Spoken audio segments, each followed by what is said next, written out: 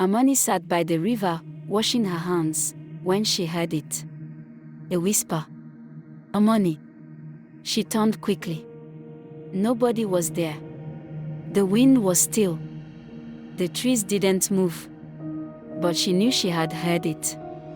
Then, from deep in the village, a loud scream rang out. Somebody was dead. A long time ago, before Amani was born, there was a woman named Ifeoma.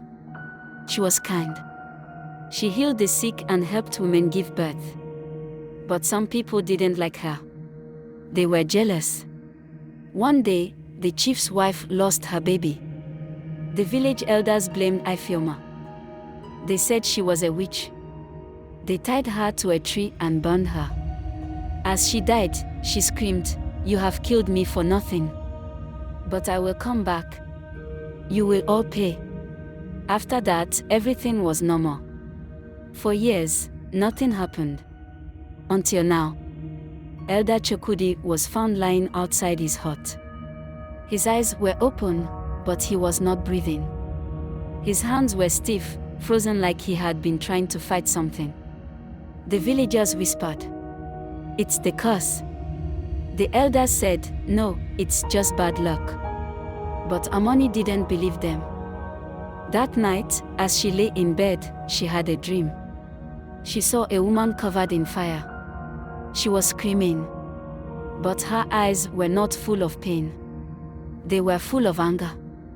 "They lied," the woman said. "They must pay." Amani woke up shaking. She knew the woman in the dream. It was Ifeoma.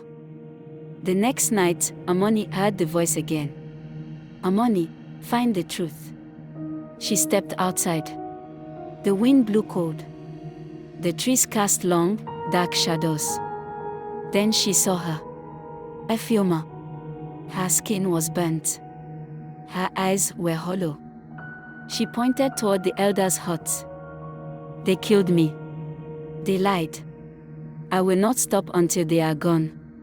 Amani ran to Momankem, the oldest woman in the village.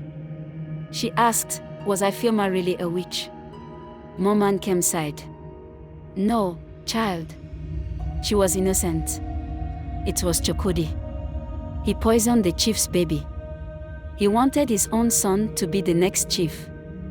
Amani's heart pounded. Chokudi was already dead. But there were still more elders who had kept the secret. That night, the wind howled. The village fires flickered.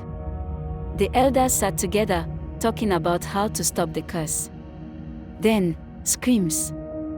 One by one, the elders were dragged into the darkness. Their hearts shook. Their voices cried out. When the villagers ran to help, it was too late. The last elder left was Elder Obayoma, Amani's grandfather. He was packing his things, ready to run. "You knew," Amani shouted. "You let them kill an innocent woman." Obayoma's eyes filled with tears. "I had no choice. If I spoke, they would have burned me too." The room grew cold. The shadows moved. Ifeoma was here. Obayoma fell to his knees. "Please, don't kill me." Ifeoma raised her hand.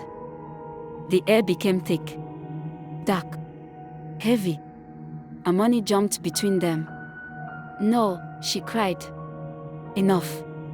Let him live with the truth. Let everyone know what he did. That is worse than death." Ifeoma stared at Amani. Then, slowly, she nodded.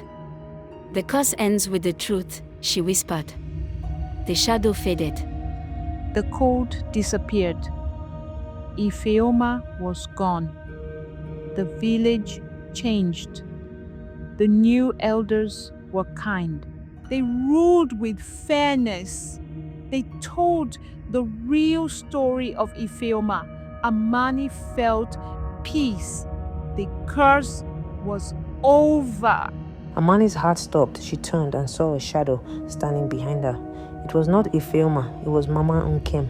Her skin was black as coal, her eyes deep pits of darkness. Amani gasped. "You think Ifeoma was the first?" Mama Nkem whispered.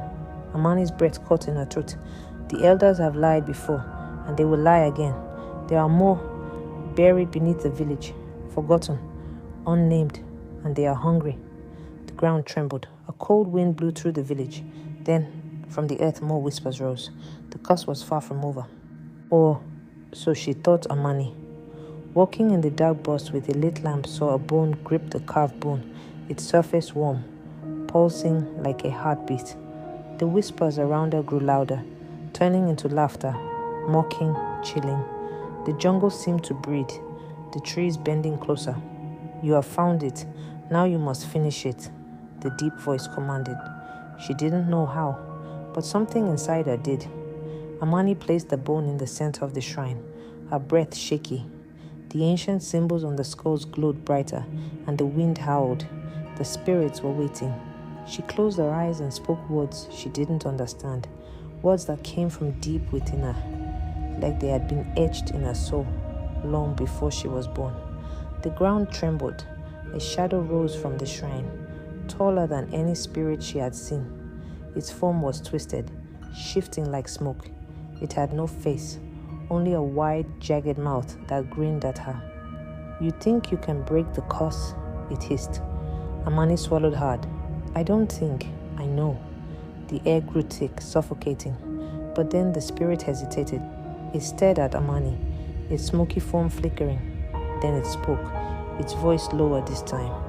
You are one of us. Amani's breath hitched. What? The spirits around her bowed their heads. The jungle fell silent, and in that silence, the truth unraveled. Amani was not just a girl from the village. She was part of the curse, a child of the forgotten ones, a descendant of those who had been wronged. The reason the spirits spoke to her, the reason she could see them, the reason she had survived. This was never about Ifeoma. It was about Amani all along. The shadow figure loomed over her. You have two choices, he whispered. Break the curse, or become its keeper. The weight of generations pressed on her shoulders. If she broke the curse, the spirits would be freed, but she would lose part of herself. If she became the keeper, she would never be truly alive again. Amani closed her eyes. Then she made her choice. The village awoke to silence.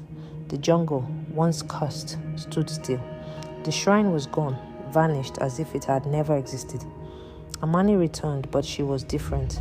Her eyes held knowledge beyond her years. Her presence felt heavier. She never spoke of what happened that night, but the villagers knew. The curse was over, or so they thought, because sometimes in the dead of night, a lone drum could be heard in the distance, beating, waiting for the next keeper.